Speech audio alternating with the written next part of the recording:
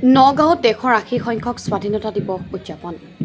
দেশৰ অন্যান্য প্ৰান্তৰ লগতে নগাঁৱতো আজি দেশৰ ৮০ সংখ্যক স্বাধীনতা দিৱস উলহ মালহেৰে উদযাপন কৰে। স্বাধীনতা দিৱস উপলক্ষে নগাঁও চহৰৰ ঐতিহ্যমণ্ডিত নুৰুল আমিন ষ্টেডিয়ামত নগাঁও জিলা প্ৰশাসনৰ উদ্যোগত কেন্দ্ৰীয়ভাৱে আয়োজন কৰা অনুষ্ঠানত মুখ্য অতিথি হিচাপে উপস্থিত থাকি আনুষ্ঠানিকভাৱে ৰাষ্ট্ৰীয় পতাকা উত্তোলন কৰে অসম চৰকাৰৰ কৃষি আৰু জলসিঞ্চন বিভাগৰ মন্ত্ৰী পীযুষ হাজৰিকাই। কেইবা সহস্ৰাধিক লোকৰ উপস্থিতিত মন্ত্ৰী পীযুষ হাজৰিকাই ৰাষ্ট্ৰীয় পতাকা উত্তোলন কৰি ৰাইজৰ উদ্দেশ্যে দিয়া ভাষণৰ আৰম্ভতে দেশৰ স্বাধীনতা সংগ্ৰামত প্ৰাণ আহুতি দিয়া বীৰ শ্বহীদসকলৰ প্ৰতি গভীৰ শ্ৰদ্ধাঞ্জলি জ্ঞাপন কৰাৰ লগতে মুক্তি যুঁজাৰুসকলৰ স্বদেশ প্ৰেমক শ্ৰদ্ধাৰে সোঁৱৰণ কৰে। ভাষণৰ প্ৰসংগত মন্ত্ৰীগৰাকীয়ে বৰ্তমানৰ কেন্দ্ৰীয় চৰকাৰ আৰু ৰাজ্য চৰকাৰে গ্ৰহণ কৰা উন্নয়নমূলক আঁচনিসমূহৰ বিষয়ে চমু খতিয়ান দাঙি ধৰে। ইয়াৰ পূৰ্বে মন্ত্ৰীগৰাকীয়ে স্বাধীনতা দিৱস উপলক্ষে আৰক্ষী, অৰ্ধ সামৰিক বাহিনী, ৰাষ্ট্ৰীয় শিক্ষাৰ্থী বাহিনী, স্কাউট এণ্ড গাইড আৰু বহুকেইখন বিদ্যালয়ৰ শিক্ষাৰ্থীসকলে প্ৰদৰ্শন কৰা কুচকাৱাজৰ অভিবাদন গ্ৰহণ কৰে। নিউজ ডেস্ক, বৰলুইত বাৰ্তা। পৰৱৰ্তী অৰ্পিতা ঘোষৰ নেতৃত্বত এআইএড Assam battalion NCC senior rankers platoon commander Susmita বৰাৰ নেতৃত্বত এড Assam battalion NCC girls platoon platoon commander Tanay commander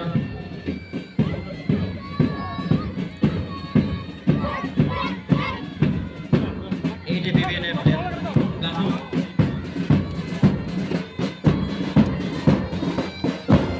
platoon commander Rishika বৰুৱাৰ নেতৃত্বত এড Assam battalion NCC junior division. আমি ইয়াৰ পিছতে বিভিন্ন পৰ্যায়ত হৈ যোৱা প্ৰতিযোগিতাৰ পুৰস্কাৰ বিতৰণ কাৰ্যসূচী ৰূপায়ণ কৰিবলৈ আগবাঢ়িছোঁ। আমি পুৰস্কাৰ বিতৰণৰ বাবে সকলো পুৰস্কাৰ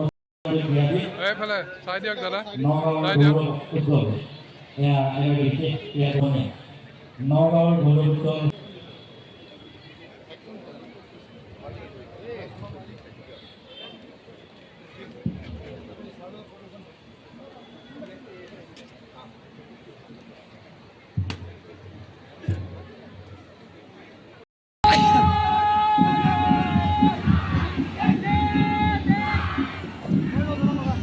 প্লাটুন কমাণ্ডাৰ নিশিতা ফুকনৰ নেতৃত্বত এয়া Loyola English medium high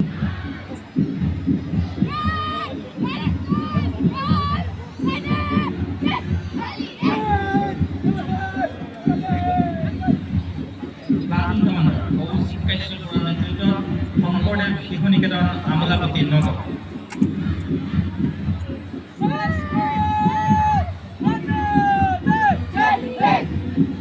platoon commander Shri যশোদাৰ নেতৃত্বত আজিৰ অভিবাদনত এয়া মাৰোৱাৰী হিন্দী হাইস্কুল নগাঁও।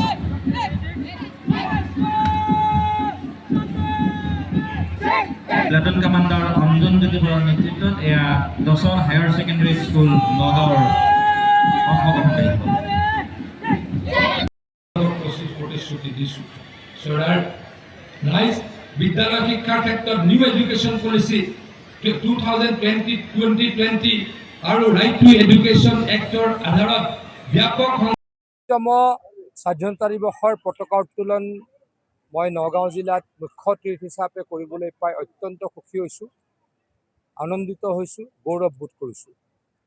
অসমৰ এখন অত্যন্ত গুৰুত্বপূৰ্ণ উল্লেখযোগ্য জিলা হৈছে নগাঁও জিলা আৰু এই জিলাখনত মই এই অনুষ্ঠানত অংশগ্ৰহণ কৰিবলৈ পাই আকৌ কৈছোঁ অত্যন্ত সুখী হৈছোঁ। আমি সকলোৱে জানো আমাৰ পূৰ্বপুৰুষসকলে বহু কষ্ট কৰি জীৱন ত্যাগ কৰি জীৱন আহুতি দি ব্ৰিটিছক ভাৰতৰ পৰা খেদি আমাৰ দেশলৈকে স্বাধীনতা কঢ়িয়াই লৈ আহিছিলে। আজি আমাৰ স্বাধীনতা সংগ্ৰামীসকলক যিসকলে প্ৰাণ আহুতি দিছিল, যিসকলে জেলত যাব লগা হৈছিল, যিসকলে বহু কষ্ট কৰিছিল, তেখেতসকলৰ আত্মাৰ সদ্গতিৰ কাৰণে ভগৱানৰ ওচৰত প্ৰাৰ্থনা জনাইছোঁ আৰু তেখেতসকলৰ পৰিয়াললৈকে আমি সদায় সমবেদনা জ্ঞাপন কৰোঁ।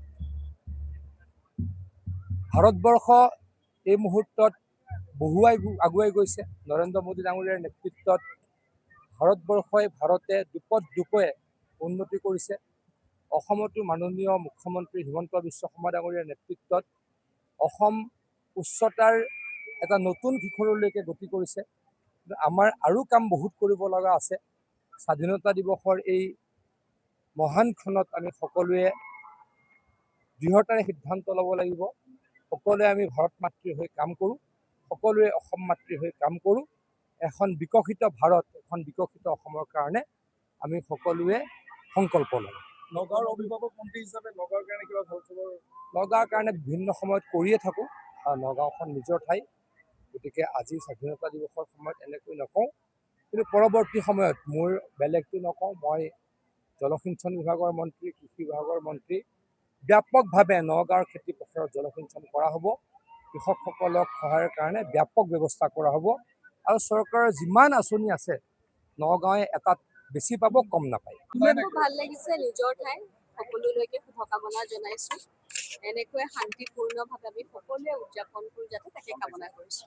আমাৰ কাৰণে অতি গৌৰৱৰ দিন। আমি আজিৰ দিনটোত সদায় বিচাৰোঁ যে আমি এনেকৈ উদযাপন কৰি থাকোঁ, আৰু মই ভাবোঁ যে ভাৰত এতিয়া নিজে লাহে লাহে ইমান সুন্দৰকৈ সকলোকে লৈ আগবাঢ়িছে, গতিকে এই সময়ত আচলতে আমি উন্নতিৰ কথা চিন্তা কৰা সময়। এইটো আচলতে খুব দুখ লগা কথা তাৰ মাজতে যে আমাৰ ইমান মানুহে ইমানখিনি কষ্ট পাই আছে। মই নিজেও আমাৰ পৰিয়ালৰ ফালৰ পৰাও আমি যিমান পাৰোঁ চেষ্টা কৰিছোঁ তেওঁলোককো অকণমান যি পাৰোঁ সহায় কৰিবলৈ, আৰু আমিয়ে নহয় গোটেই আচলতে বিশ্ববাসী ওলাই আহিছে, আৰু এইখিনি সময় সকলোৱে প্ৰমাণ কৰি দিছে যে মানুহে মানুহৰ বাবে যে সকলোৱে একলগ হৈ থিয় হৈছে।